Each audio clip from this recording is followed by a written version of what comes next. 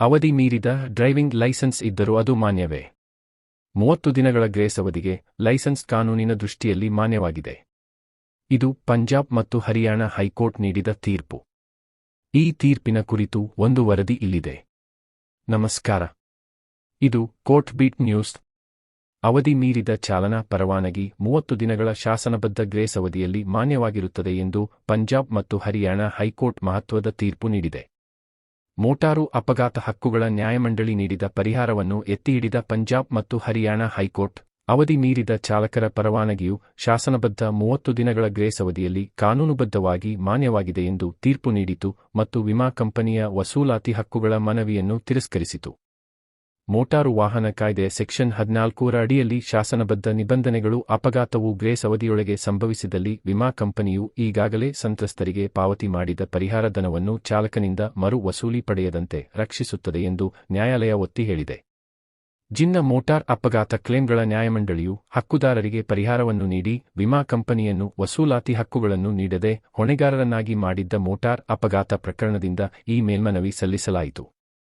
ಅಪಘಾತದ ದಿನಾಂಕದಂದು ಅಪರಾಧಿ ವಾಹನದ ಚಾಲಕ ಮಾನ್ಯ ಚಾಲನಾ ಪರವಾನಗಿಯನ್ನು ಹೊಂದಿಲ್ಲ, ಏಕೆಂದರೆ ಘಟನೆಗೆ ಮೊದಲು ಅವರ ಪರವಾನಗಿ ಅವಧಿ ಮುಗಿದಿತ್ತು ಮತ್ತು ನಂತರ ನವೀಕರಿಸಲಾಯಿತು ಎಂದು ವಾದಿಸಿ ವಿಮಾ ಕಂಪನಿಯು ತೀರ್ಪನ್ನು ಪ್ರಶ್ನಿಸಿತು. ಅಪಘಾತ ಸಂಭವಿಸುವ ಮೊದಲೇ ಚಾಲನಾ ಪರವಾನಗಿ ಅವಧಿ ಮುಗಿದಿದ್ದು, ಇದು ಪಾಲಿಸಿ ಷರತ್ತುಗಳ ಉಲ್ಲಂಘನೆಗೆ ಕಾರಣವಾಗಿದೆ ಮತ್ತು ಆದ್ದರಿಂದ ಚಾಲಕನಿಂದ ಪಾವತಿಸಿದ ಪರಿಹಾರವನ್ನು ಮರುಪಡೆಯಲು ಅರ್ಹತೆ ಹೊಂದಿದೆ ಎಂದು ವಿಮಾ ಕಂಪನಿ ವಾದಿಸಿತು.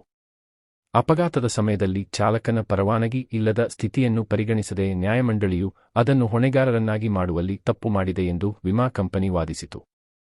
ವಾಹನ ಮಾಲೀಕರನ್ನು ಪ್ರತಿನಿಧಿಸುವ ಪ್ರತಿವಾದಿಯು ಮೋಟಾರು ವಾಹನ ಕಾಯ್ದೆಯ ಸೆಕ್ಷನ್ 14ರ ಶಾಸನಬದ್ಧ ನಿಬಂಧನೆಯ ಅಡಿಯಲ್ಲಿ ಪರವಾನಗಿ ಮಾನ್ಯವಾಗಿ ಉಳಿದಿದೆ ಎಂದು ಪ್ರತಿಪಾದಿಸಿದರು. ಇದು ಅವಧಿ ಮುಗಿದ ದಿನಾಂಕದಿಂದ 30 ದಿನಗಳ ವಿಸ್ತರಣೆಯನ್ನು ಒದಗಿಸುತ್ತದೆ. ಚಾಲನಾ ಪರವಾನಗಿ ಜೂನ್ 4, 2001 ರಂದು ಮುಕ್ತಾಯಗೊಂಡಿದೆ ಎಂದು ವಕೀಲರು ಒತ್ತಿ ಹೇಳಿದರು. ಆದರೆ ಶಾಸನಬದ್ಧ ಗ್ರೇಸ್ ಅವಧಿಯು ಅಪಘಾತದ ದಿನವಾದ ಜುಲೈ 4, 2001 ರಂದು ಮಧ್ಯರಾತ್ರಿಯವರೆಗೆ ಅದರ ಸಿಂಧುತ್ವವನ್ನು ವಿಸ್ತರಿಸಿತು. ಆದ್ದರಿಂದ ಘಟನೆಯ ಸಮಯದಲ್ಲಿ ಚಾಲಕ ಕಾನೂನುಬದ್ಧವಾಗಿ ಪರವಾನಗಿ ಪಡೆದಿದ್ದ. ನಿಬಂಧನೆಯ ಸರಳ ಓದುವಿಕೆಯು ಪ್ರತಿ ಚಾಲನಾ ಪರವಾನಗಿಯು ಅದರ ಅವಧಿ ಮುಗಿದಿದ್ದರೂ ಸಹ ಅಂತಹ ಅವಧಿ ಮುಗಿದ 30 ದಿನಗಳ ಅವಧಿಗೆ ಪರಿಣಾಮಕಾರಿಯಾಗಿ ಮುಂದುವರಿಯುತ್ತದೆ ಎಂದು ಸೂಚಿಸುತ್ತದೆ ಎಂದು ನ್ಯಾಯಾಲಯವು ಸೆಕ್ಷನ್ 14ರ ನಿಬಂಧನೆಯನ್ನು ಪರಿಶೀಲಿಸಿತು. ಪ್ರಸ್ತುತ ಪ್ರಕರಣದಲ್ಲಿ ಪರವಾನಗಿ 04 ಜೂನ್ 2001 ರಂದು ಮುಕ್ತಾಯಗೊಂಡಿತು ಮತ್ತು ಶಾಸನಬದ್ಧ 30 ದಿನಗಳ ಅವಧಿಯು 05 ಜೂನ್ 2001 ರಂದು ಪ್ರಾರಂಭವಾಯಿತು. ಇದು 04 ಜುಲೈ 2001 ರವರೆಗೆ ಸಿಂಧುತ್ವವನ್ನು ವಿಸ್ತರಿಸುತ್ತದೆ. ಈ ಅವಧಿಯಲ್ಲಿ ಅಪಘಾತ ಸಂಭವಿಸಿದೆ ಮತ್ತು ಹೀಗಾಗಿ ಪರವಾನಗಿ ಕಾನೂನುಬದ್ಧವಾಗಿ ಪರಿಣಾಮಕಾರಿಯಾಗಿತ್ತು. ಹರಿಯಾಣ ರಾಜ್ಯ ವಿರುದ್ಧ ಕಾರ್ಕೋರ್ ಮತ್ತು ಓರಿಯೆಂಟಲ್ ಇನ್ಶೂರೆನ್ಸ್ ಕಂಪನಿ ಲಿಮಿಟೆಡ್ ವಿರುದ್ಧ ಶ್ರೀಮತಿ ಸಂತೋಷ್ ಕುಮಾರಿ ಸೇರಿದಂತೆ ಪೂರ್ವನಿದರ್ಶನಗಳನ್ನು ನ್ಯಾಯಾಲಯವು ಉಲ್ಲೇಖಿಸಿ, ಕಾನೂನುಬದ್ಧ ಅವಧಿಯೊಳಗೆ ಪರವಾನಗಿ ಅವಧಿ ಮುಗಿದಿದೆ ಎಂಬ ಕಾರಣಕ್ಕಾಗಿ ವಿಮಾದಾರರು ಮರುಪಡೆಯುವಿಕೆ ಪಡೆಯಲು ಸಾಧ್ಯವಿಲ್ಲ ಎಂದು ದೃಢಪಡಿಸಿತು.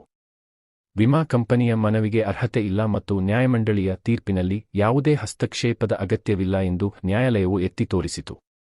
ನ್ಯಾಯಾಲಯವು ವಿಮಾ ಕಂಪನಿಯ ಮೇಲ್ಮನವಿಯನ್ನು ವಜಾಗೊಳಿಸಿತು ಮತ್ತು ಜಿನ್ನ ಮೋಟಾರ್ ಅಪಘಾತ ಕ್ಲೇಮ್ಗಳ ನ್ಯಾಯಮಂಡಳಿ ನೀಡಿದ ಪರಿಹಾರವನ್ನು ದೃಢಪಡಿಸಿತು. ಈ ವಿಷಯಕ್ಕೆ ಸಂಬಂಧಿಸಿದ ಯಾವುದೇ ಬಾಕಿ ಇರುವ ಅರ್ಜಿಗಳನ್ನು ಸಹ ವಿಲೇವಾರಿ ಮಾಡಲಾಯಿತು. ಪ್ರಕರಣದ ಶೀರ್ಷಿಕೆ: ನ್ಯಾಷನಲ್ ಇನ್ಶೂರೆನ್ಸ್ ಕಂಪನಿ ಲಿಮಿಟೆಡ್ ಬಸ್ ಸತ್ಪೀರ್ ಮತ್ತು ಇತರರು. ಇದು ಈ ತೀರ್ಪಿನ ಸಂಕ್ಷಿಪ್ತ ಮಾಹಿತಿ. ತೀರ್ಪಿನ ಕುರಿತ ಮತ್ತಷ್ಟು ಮಾಹಿತಿಯನ್ನು ನಮ್ಮ ಡಿಸ್ಕ್ರಿಪ್ಷನ್ನಲ್ಲಿ ನೀಡಲಾಗಿದೆ. ಈ ಮಾಹಿತಿ ಉಪಯುಕ್ತವಾಗಿದ್ದರೆ ಒಂದು ಲೈಕ್ ಕೊಡಿ. ಪ್ರಶ್ನೆ, ಸಲಹೆ, ಸೂಚನೆ ಇದ್ದರೆ ಕಮೆಂಟ್ ಬಾಕ್ಸ್ನಲ್ಲಿ ಬರೆಯಿರಿ. ನಿಮ್ಮ ಸಹಕಾರ, ಪ್ರೋತ್ಸಾಹಕ್ಕೆ ಧನ್ಯವಾದಗಳು.